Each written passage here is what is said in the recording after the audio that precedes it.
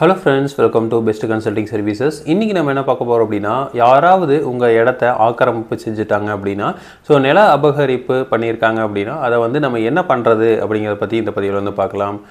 First ஒருத்தரோட land ஒரு இடம் இருக்குது அப்படின்னா, அந்த இடத்த கொஞ்சம் பகுதியாகவோ இல்லை முழுமையாகவோ ஆக்கிரமிப்பு பண்ணியிருப்பாங்க. அதாவது பகுதியாக ஆக்கிரமிப்பு அப்படிங்கிறது என்னென்னா, நம்ம பவுண்ட்ரிக்கு உள்ளே ஒரு 2 அடியோ 3 அடியோ உள்ள தள்ளி ஒரு காம்பவுண்ட் வாலோ இல்லை வீடோ கட்டிடுவாங்க. அது நில அபகரிப்புன்னு சொல்கிறோம்.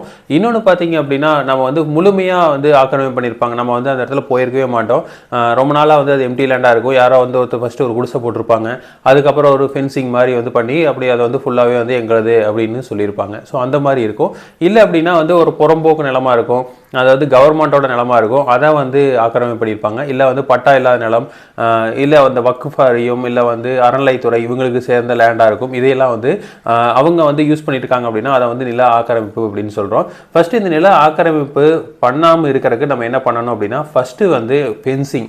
ஒரு லேண்டு வாங்கியிருக்கோம் அப்படின்னா அந்த லேண்டுக்கு ஃபென்சிங் அப்படிங்கிறத கண்டிப்பாக பண்ணிடணும். அதாவது ஃபஸ்ட்டு அதுக்கு முன்னாடி நம்ம லேண்ட் சர்வேயரை கூப்பிட்டு நம்மளோட பவுண்ட்ரி எது அப்படிங்கிறத அளந்து வாங்கிட்டு, அதுக்கப்புறம் அதில் நமக்கு என்ன பண்ணுவாங்க அப்படின்னா, ஒரு டயக்ராம் போட்டு தந்துடுவாங்க. அதில் ஒரு சீல் கொடுத்துருவாங்க. இதை வச்சுட்டு நம்ம அந்த பவுண்ட்ரி, அவங்க கட்டின பவுண்ட்ரி வச்சு நம்ம அந்த கல்லை மாறாமல் பார்த்துக்கணும். அவங்க நட்டின கல்லை வச்சுட்டு அந்த இடத்துல நம்ம ஃபென்சிங் போட்டணும். ஃபென்சிங் போட்டால் மேக்ஸிமம் யாருமே ஆக்கிரமிப்பு பண்ணுறது சிரமம்.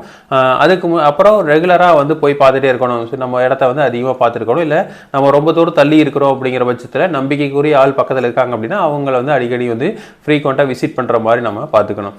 இதெல்லாம் நம்ம நில அபகரிப்பு பண்ணுறதுக்கு முன்னாடி பண்ண வேண்டியது. ஒருவேளை நில அபகரிப்பு பண்ணிட்டாங்க அப்படின்னா என்ன பண்ணணும்னா, ஃபஸ்ட்டு திங் நம்மளோட ஒரிஜினல் டாக்குமெண்ட்ஸ் எல்லாத்தையும் கலெக்ட் பண்ணணும். அதாவது பட்டா நம்ம பேரில் இருக்கா அப்படிங்கிறத தெளிவாக பார்த்துக்கணும். பட்டா வேற ஒருத்தர் பேரில் இருக்குது அப்படின்னா அதையும் நம்ம வாங்கிக்கணும். ஏன்னா நம்ம ஆல்ரெடி நம்மகிட்ட பேரில் பட்டா இருந்திருக்கும். அதுக்கப்புறம் வேற ஒருத்தங்க பேரில் பட்டா மாறுதல் பண்ணியிருக்காங்க அப்படின்னா அது இல்லீகலாக பண்ணியிருப்பாங்க. அதையும் நம்ம வாங்கிக்கணும். அதுக்கப்புறம் நம்மகிட்ட இருக்க ஒரிஜினல் பத்திரம், தாய் பத்திரம், ஏதாவது பிஆர்னு சொல்லுவோம், எல்லாமே மூலப்பத்திரம் எல்லாத்தையும் கலெக்ட் பண்ணிட்டு அதுக்கப்புறம் இதை போலீஸ் ஸ்டேஷனில் நம்ம கேஸ் கொடுக்கலாம். போலீஸ் ஸ்டேஷனில் கேஸ் கொடுக்கலாம். இல்லை வருவாய்த்துறை அலுவலகத்தை நம்ம அப்ரோச் பண்ணலாம். இல்லை கோர்ட் அப்ரோச் பண்ணலாம். இதில் ஃபஸ்ட்டு ஸ்டெப் நம்ம கோர்ட்டுக்கு போகிறதுக்கு முன்னாடி நம்ம போலீஸில் ஒரு தெளிவான ஒரு கம்ப்ளைண்ட் கொடுக்குறது அப்படிங்கிறது கரெக்டாக இருக்கும். இது 2011 ஒரு தமிழ்நாடு கவர்மெண்ட் என்ன பண்ணாங்க அப்படின்னா, ஒரு புது டிவிஷனே ஆரம்பித்தாங்க. அதாவது லேண்ட் கிராப்பிங் ப்ராஹிபிஷன் அப்படிங்கிற ஒரு டிபார்ட்மெண்ட்டே ஆரம்பித்தாங்க, போலீஸ் டிபார்ட்மெண்ட்டில். அதாவது நம்ம ஒரு கம்ப்ளைண்ட் யாராவது நில அபகரிப்பு தடுப்பு பிரிவு அப்படின்னு ஒன்று கொண்டு வந்தாங்க. ஆனால் என்ன ஆச்சு அப்படின்னா, அதோட கரெக்டாக எது நில அபகரிப்பு அப்படிங்கிற மாதிரி ஒரு அது சட்டமாக இல்லாமல் ஒரு வெறும் ஒரு என்ன சொல்லியிருக்காங்க அப்படின்னா, ஒரு டீமாக பண்ணங்காட்டி அது செயல்படாது அப்படிங்கிற மாதிரி என்ன பண்ணிட்டாங்க. ஃபஸ்ட்டு ஹைகோர்ட் தீர்ப்பு சொன்னாங்க. அதை சுப்ரீம் கோர்ட்டில் அப்பீல் பண்ணாங்க தமிழ்நாடு கவர்மெண்ட். அப்பவும் பார்த்தீங்க அப்படின்னு சொல்லிட்டாங்கன்னா, இது வேண்டாம், இது நீங்கள் ஒரு சட்டமாக கொண்டு வரலாம் அப்படின்னு சொல்லியிருக்காங்க. ஒரு சட்டம், லேண்ட் கிராப்பிங் ப்ராஹிபிஷன் ஆக்ட் அப்படின்னு ஒன்று கொண்டு வரலாம். ஆனால் இது ஒரு டிபார்ட்மெண்ட்டாக தனியாக கொண்டு வர முடியாது அப்படிங்கிற மாதிரி சொல்லிட்டாங்க. இன்னமும் பார்த்தீங்க அப்படின்னா தமிழ்நாடு கவர்மெண்ட் அது ஒரு சட்டமாக கொண்டு வரல. அதனால கிரிமினல் கேசஸ் பார்க்குற அந்த டிபார்ட்மெண்ட் தான் போலீஸ் டிபார்ட்மெண்ட் தான் இதையும் பண்ணுறாங்க.